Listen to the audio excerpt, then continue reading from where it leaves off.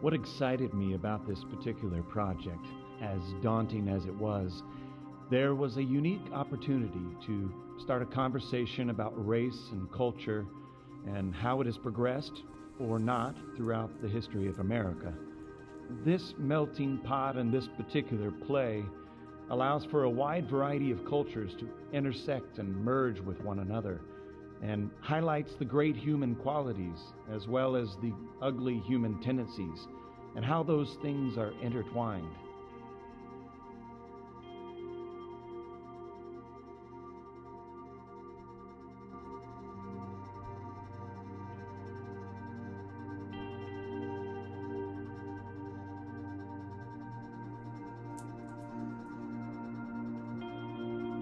Lately, when we've been in the middle of this kind of flare up the last few years, and certainly this last year, with a lot of hate crimes and ethnic prejudice bubbling up around, it seems, or at least the news exploiting that, however your perspective is there, I thought, wow, this kind of never goes away. This is America. I mean, this is, for all the great things that America is, this is our challenge. I feel like racism in street scene, it's very in your face. Like, people are very shameless in this production. They just say what's on their mind, and they say it like they'll get no repercussions, like nothing will happen. I feel like that's similar to like racism today, because now it's more subtle. It's still there, but then it's just become so normalized that people don't even realize it when they see it. But then now with like rising like Asian hate crimes, it's more in your face towards like certain groups now. I was just gonna say, I think that the reason that the racism is so like just in your face and it's so sudden and there's really no filter with some of these people is because around this time, the 1950s and stuff, a lot of immigration was happening. Like, for example, India, where my family hailed from, they all came around during the 1950s and 1960s time. Yeah, street scene, like everybody else, it's been very upfront. More so, it was very normalized back then, right? They didn't get anything wrong. And even nowadays, racist people that want to latch on to something, they were able to latch on to something like the coronavirus and use it as leverage. They have no background or anything, but they were able to use it as leverage to, be anti-Asian.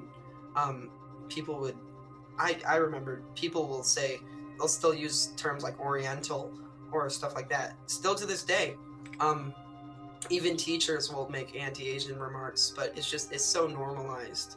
And the reason why it's coming out so much now is because, they have something to latch onto. They have a reason to do it.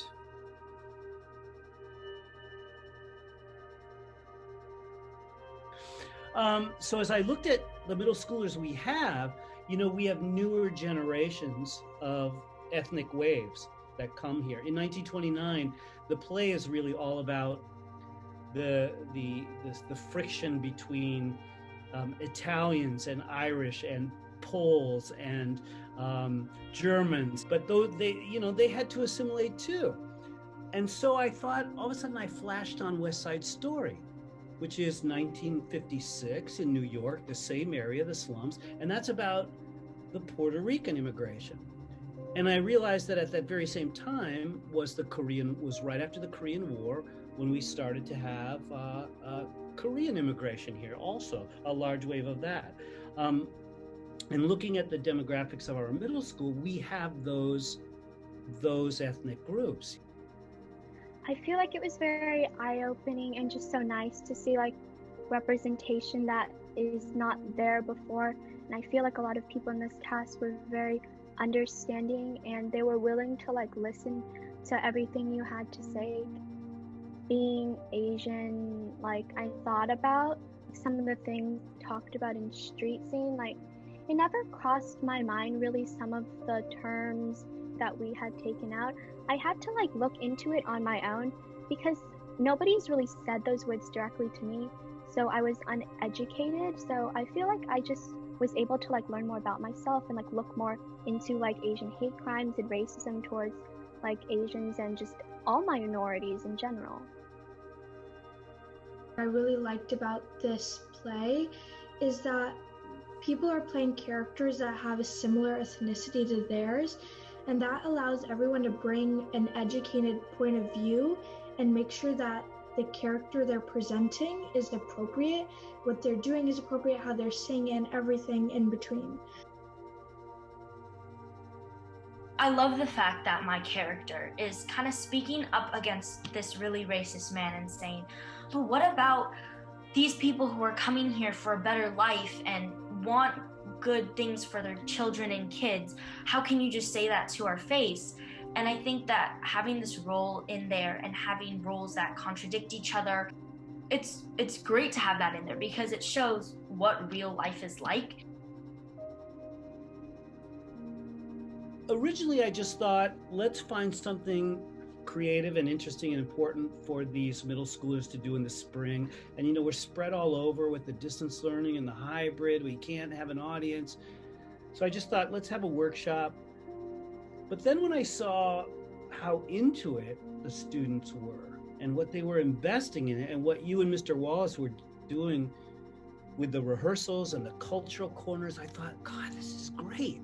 I want to spend a whole year on this. I want to do this out in the DMS courtyard next spring, because they get it. It matters to them,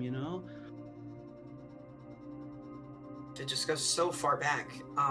Like my grandfather, he was a Japanese American, born in America, falsely interned in a Japanese internment camp for 2 years, the Topaz internment camp. And it just shows that over history, things don't change. It's just things continually happen over and over and over again. It's just things, in elementary school.